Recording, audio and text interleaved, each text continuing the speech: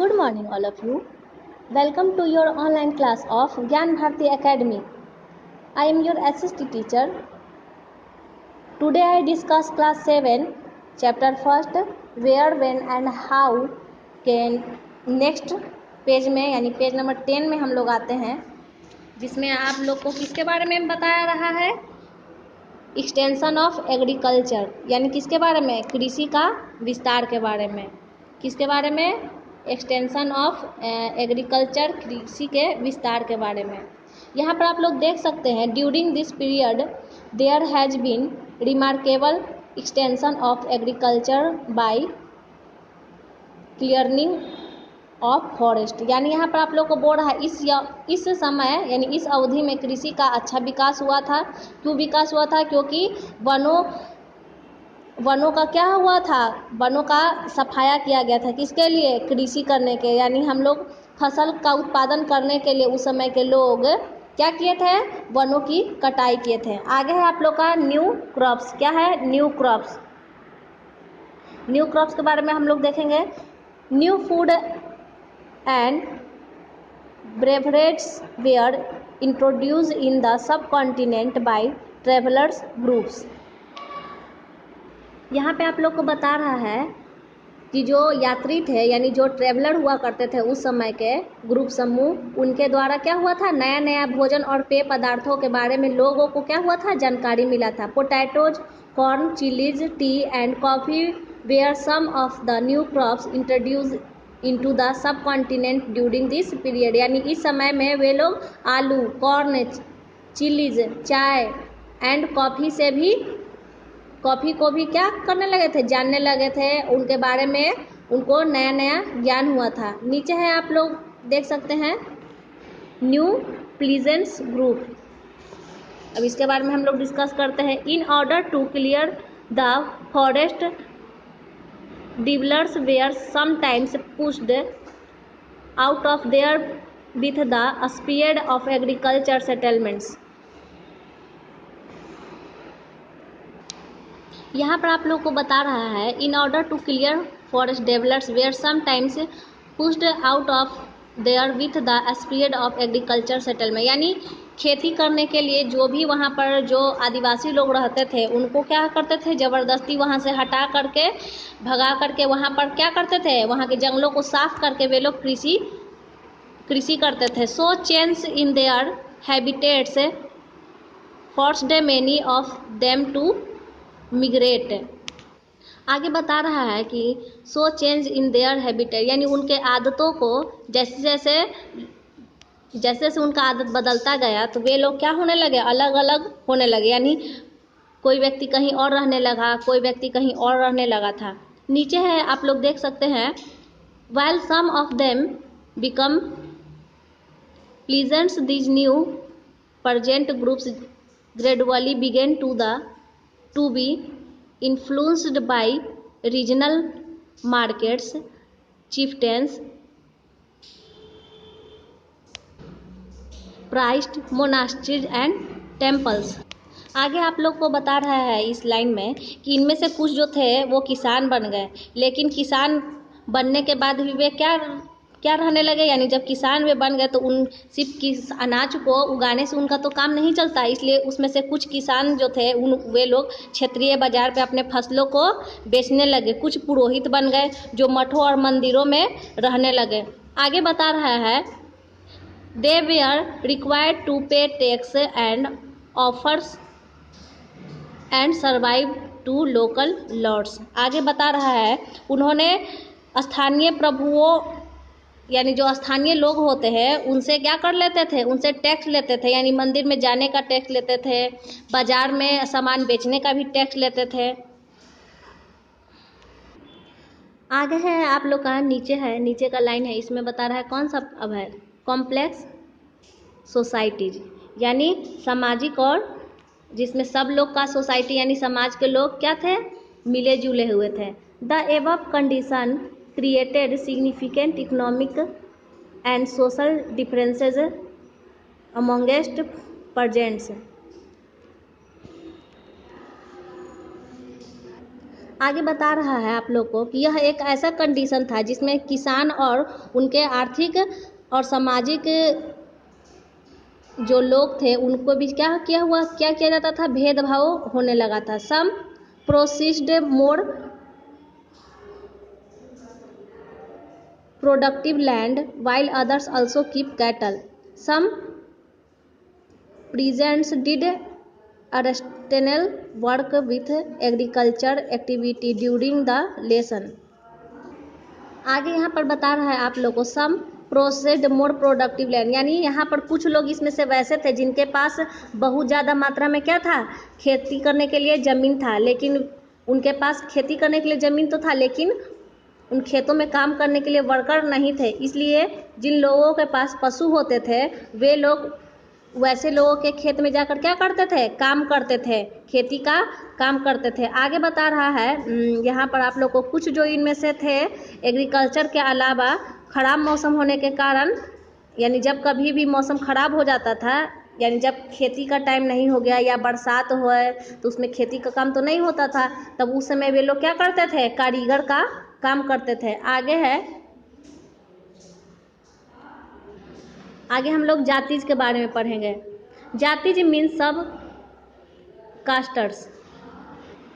आगे आप लोग को बता रहा है जातिज के बारे में। जाति means sub caste. As society become more differentiated people were groups into jati, यानी उस समय जाति कैसा था, यानी लोगों को अलग अलग कैटेगरी में बांटा जाने लगा था, जिससे लोगों की संख्या क्या हो गई, बहुत ज़्यादा बढ़ गई थी। तब उनको क्या किया गया, उनको जातियों के उपजातियों के रूप में क्या करने लगे, बांटने लगे। These jatis were ranked on the basis of the background and their occupation, यानी जातियों को उनके काम के आधार पर, यानी जिस तरह का उनका बैकग्राउंड रहता था, जिस तरह का वे काम करते थे, व्यवसाय करते थे, उनके आधार पर भी उनको क्या करने लगे, बांटा जाने लगा।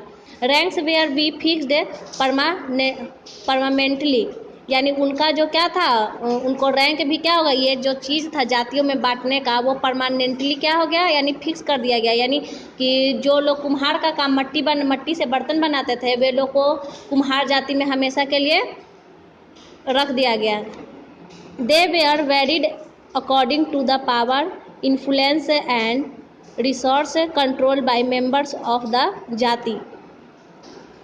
आगे आप लोग को बता रहा है यहाँ पर they were varied according to the power, यानी जिन लोगों के पास जिस टाइप का शक्ति होता था वही लोग क्या करते थे, वे लोग जाति के मेंबर, यानी जिनके पास ज़्यादा शक्ति होता था, जैसे ज़्यादा भूमि हो गया, ज़्यादा पैसा हो गया, वही लोग क्या होते थे, जाति प्रथा को क्या करते थे, कंट्रोल करते थे।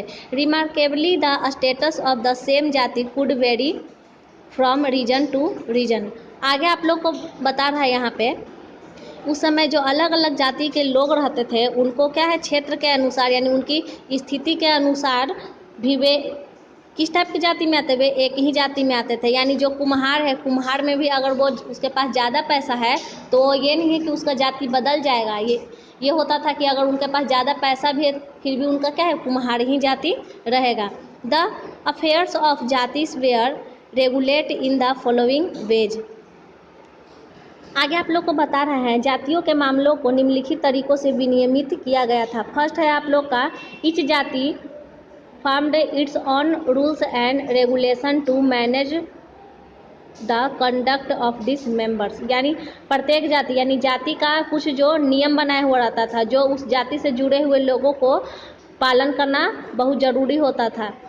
N assembly of elders that is the jati panchayat reinforced with these regulation.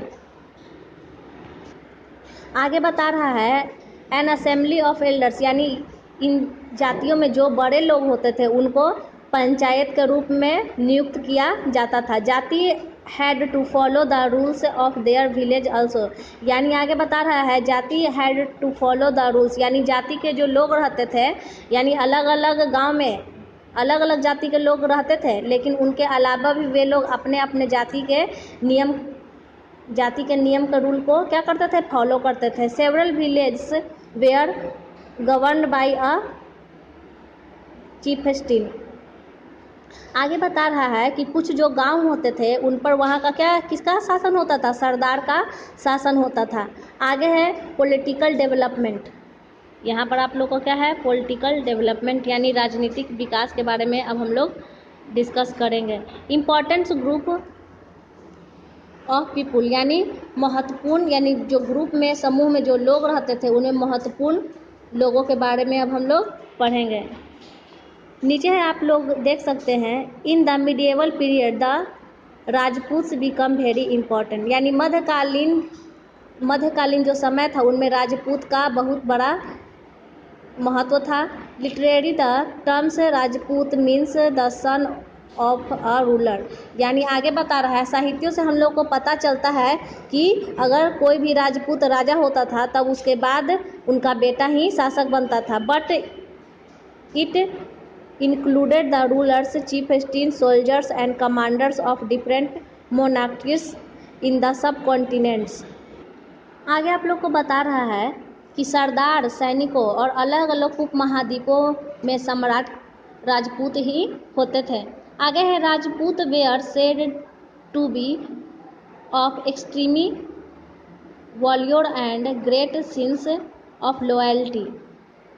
Other groups of people such as the Marathas, Sikhs, Jats, Ahoms and Kayasth also become politically important during this period, यानी इस समय के कुछ महत्वपूर्ण लोग थे वो किस किस जाति से आते थे, किस किस धर्म से आते थे, ग्रुप समूह से आते थे। मराठा, सिख्स, कायस्थ, जाट, ये लोग जो जाति समूह के जो लोग होते थे वे राजनीतिक दृष्टि से इस समय का क्या होते थे, महत्वपूर्ण समूह में से आते थे। आगे है, नीचे है आप लोग का रीजन एंड एम्पायर, यानी क्षेत्र और वहाँ के शासक के बारे में हम लोग पढ़ेंगे।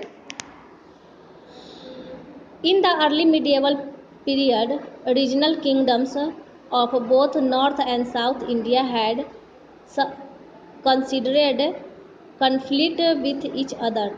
This led of frequent rise and fall kingdom। आगे आप लोग को बता रहा है जो प्रारंभिक मध्यकाल था उसमें उत्तर और दक्षिण भारत के जो क्षेत्र के राजा थे उनमें काफ़ी क्या रहता था, मतभेद यानी टकराव रहता था। आगे बता रहा है यहाँ पर the most prominent among this kingdom were the Rajput kingdom in the south. आगे बता रहा है आप लोग को कि दक्षिण में सर्वाधिक महत्वपूर्ण राजपूतों का साम्राज्य था। While the later medieval period saw the rise of powerful Muslim dynasty such as the Khilji, the Tughlaqs and the Mughals, यानी आप यहाँ पर देख सकते हैं कि जैसे जैसे मध्यकालीन समय ख़त्म हुआ तो वैसे वैसे ही क्या हुआ था, मुस्लिम साम्राज्य के पावरफुल राजाओं का उदय होने लगा था, जिसमें आप लोग को खिलजी, तुगलक एंड मुगल्स भी शामिल थे। आज के लिए क्लास इतना ही, और नेक्स्ट क्लास में हम लोग इस चैप्टर को ख़त्म करेंगे। Thank you all of you, have a nice